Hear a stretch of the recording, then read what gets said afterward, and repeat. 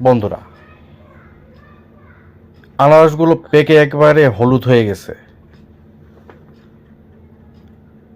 আর এই পাহাড়ি আনারস খেতে কি যে মজা, আমরা যারা পাহাড়ি আনারস খেয়েছি তারাই জানি।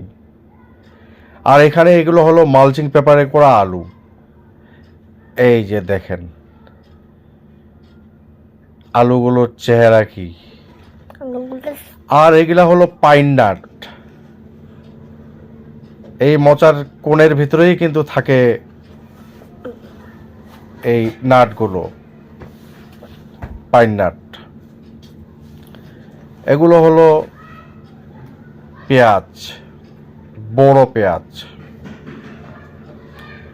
আর এখন দেখা যাচ্ছে যে উনি মাশরুম খুঁজতেছে। এই যে মাশরুম, এই মাশরুমগুলো পুষ্টিগুণ